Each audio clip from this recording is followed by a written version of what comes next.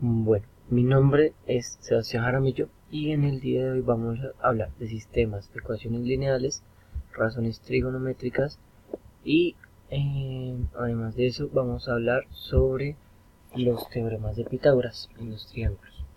Tenemos que los sistemas de ecuaciones lineales son aquellos que tienen forma de un polinomio de primer grado, es decir, las incógnitas no están elevadas a potencias ni multiplicadas entre sí, ni el denominador.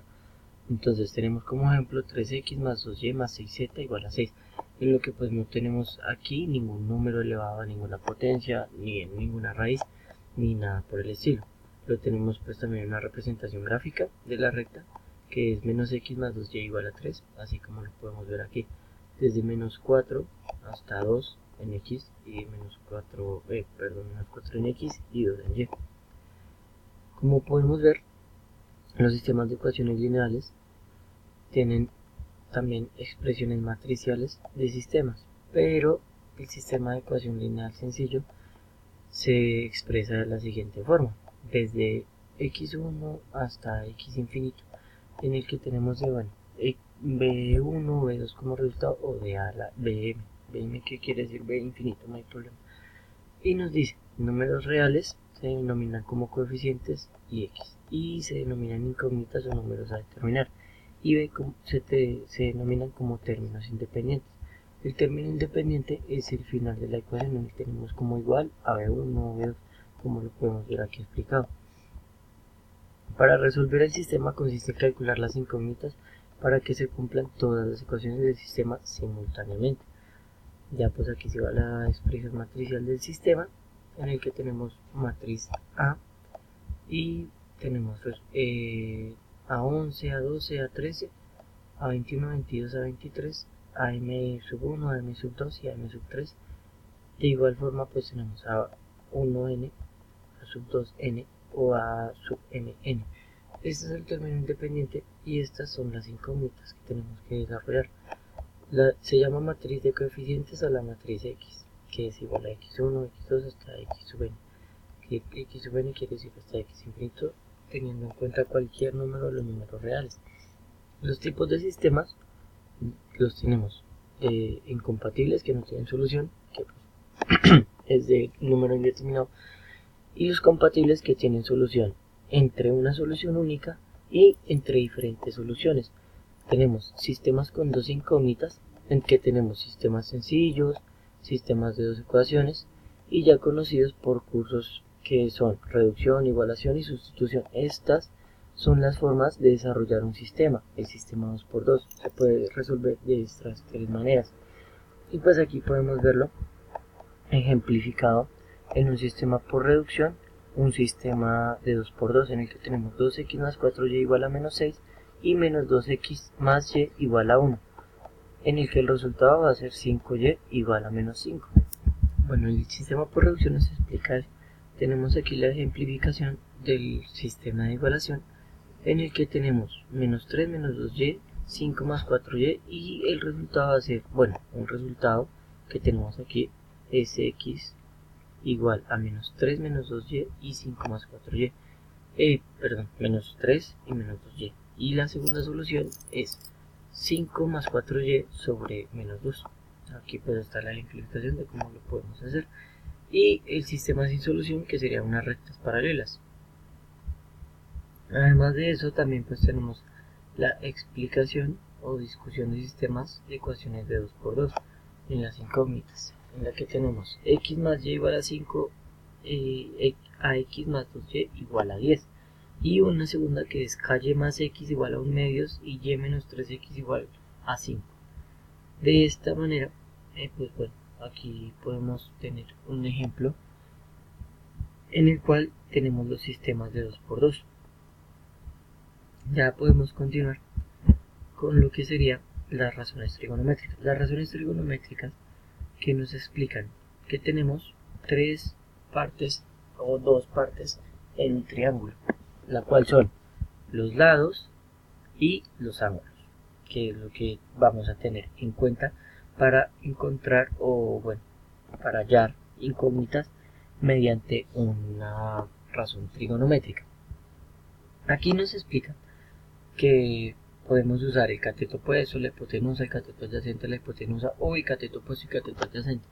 Las razones trigonométricas son seno, coseno, tangente, cosecante, secante y cotangente.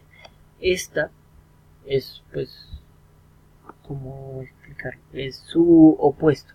El seno tiene cateto opuesto e hipotenusa, que es A sobre C. Y el opuesto al seno es el coseno o el cosecante. No, sí, coseno, qué pena.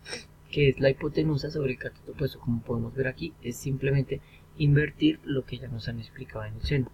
Igualmente en la secante, que es el opuesto al coseno, y la cotangente, que es el opuesto al tangente, en el cual tenemos que cateto opuesto sobre cateto adyacente, y aquí tenemos cateto adyacente sobre cateto opuesto. El cateto opuesto es el que está en la parte atrás de la hipotenusa. La hipotenusa siempre va a ser C, siempre va a ser el lado más largo del triángulo. El cateto opuesto va a ser A, que es el lado más lejano a la hipotenusa, y el cateto adyacente es el lado más cercano a la hipotenusa. Tenemos también que podemos encontrarlo, o sea, pues bueno, para despejar una ecuación, después de que nos den un lado y dos ángulos, ya tenemos el sistema resuelto. O que nos den un ángulo y un lado para hallar cualquiera de los otros dos, así poder resolver la incógnita. Tenemos los triángulos rectángulos, que es en donde principalmente se utiliza el teorema de Pitágoras, ya más adelante lo veremos, y en el cual nos explica esto. Tenemos c cuadrado igual a cuadrado más b cuadrado, y esto lo tenemos en una raíz. ¿Por qué? Porque sacamos el cuadrado del c y nos queda la raíz, porque si está en potencia pasa a ser raíz al otro lado.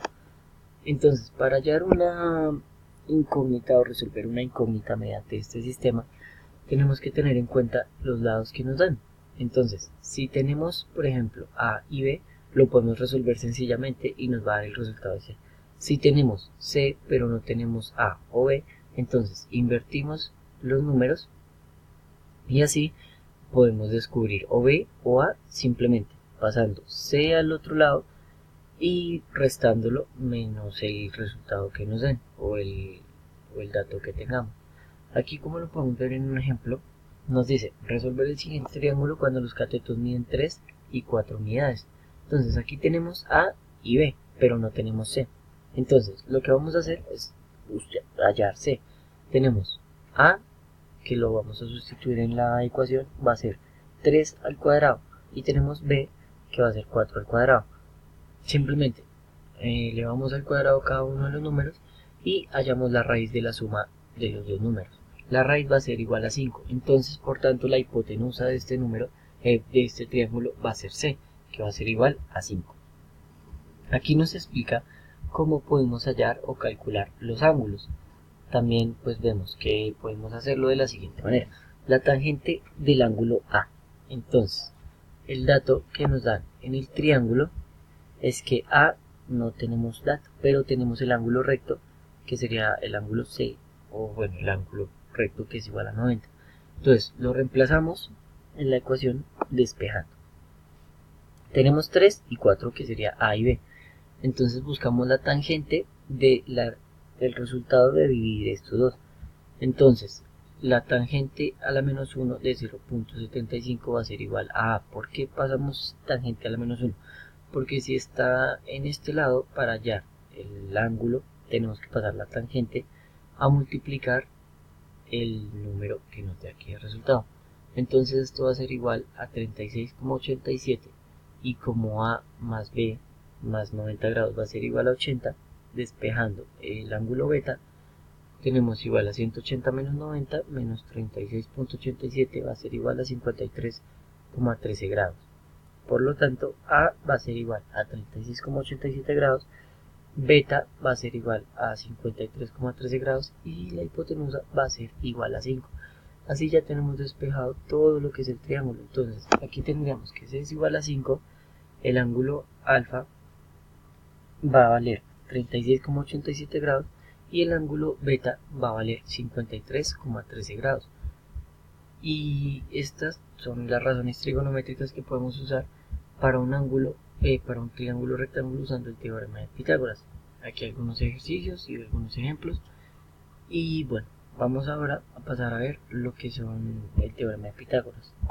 El teorema de Pitágoras se nota en los triángulos de esta sencilla razón. Tiene los vértices que se escriben en letras y mayúsculas y el lado opuesto al vértice con la misma letra minúscula. Entonces, propiedades: la suma de dos lados es mayor a la del otro lado y la suma de los ángulos de un triángulo va a medir 180 grados. Esas son las propiedades que siempre se tienen que cumplir en un triángulo, siempre se van a cumplir. Entonces, según los lados tenemos una clasificación de los triángulos según los lados. Si tiene tres lados iguales es un equilátero, si tiene dos lados iguales es un isósceles, si tiene los tres lados desiguales es un escaleno, y según los ángulos podemos clasificarlo de un acutángulo que tiene tres ángulos agudos, de un rectángulo que tiene un ángulo recto y los otros agudos, y de un obtusángulo que tiene un ángulo obtuso y los otros agudos. Otros elementos de un triángulo que son la mediana o el baricentro, la mediana, que es el segmento que une un vértice y el punto medio del lado opuesto al vértice. Las tres medianas de un triángulo se cortan en un punto G llamado baricentro o centro de gravedad del triángulo. Y la propiedad del baricentro de un triángulo, que nos dice que el baricentro de un triángulo está al doble de distancia del vértice que del punto medio del lado opuesto. Entonces, tenemos que la mediana es el segmento que une el vértice y el punto medio. Entonces tenemos que es A hasta MA, y B hasta MB, y C hasta MC. Estas son las medianas. Y el baricentro, que es el punto G, es el donde se unen las tres líneas, el punto donde se van a unir las tres medianas. Entonces ahí ya pues tenemos la propiedad del baricentro, como lo explicaba anteriormente. Y aquí tenemos la bisectriz, mediatriz, altura y ya. Entonces la bisectriz nos va a decir que es la recta que pasa por el vértice que forman dos lados y divide la mitad el ángulo que forman los mismos lados. Entonces, las tres bisectrices de un triángulo se cortan en un punto que se llama incentro, que tiene la propiedad de ser el centro de la circunferencia inscrita al triángulo. Cuando el triángulo hallamos la bisectriz, que serían estas dos líneas, tres líneas que tenemos aquí, 1, 2 y 3, se forma una circunferencia, que es en el punto en donde se corta la bisectriz con el lado del triángulo. Entonces, el incentro es el centro, o bueno, el punto de intersección que tienen las tres líneas, y además de eso coincide con que es el centro de esta circunferencia que se forma. La mediatriz es la recta que pasa por el punto medio de cada lado y es perpendicular al lado. Entonces, pasa por el punto medio de cada lado. Pasa por aquí y pasa por aquí, que sería el punto medio. Y además de eso, tenemos que las tres mediatrices del triángulo se cortan en un punto que se llama circuncentro. El circuncentro es el punto de intersección de las tres líneas, las tres mediatrices. Y la altura es la recta que pasa por el vértice y es perpendicular al lado opuesto. Las tres alturas de un triángulo se cortan en un punto que se llama ortocentro. Normalmente consideramos la altura de un triángulo como el segmento de la recta altura que une el vértice del punto del lado opuesto, CH sub C1, AH sub A1, BH sub B1. Entonces, aquí mejor explicado en un gráfico, tenemos el ortocentro, que es donde se unen las tres alturas del triángulo. Cada altura sería de C a HC, que es una altura, de A a HA, que es otra altura, y tenemos EB a HB, que es otra altura. Y con esto pues terminamos la presentación. Muchas gracias. Mi nombre fue Sebastián Jaramillo. Fue un gusto.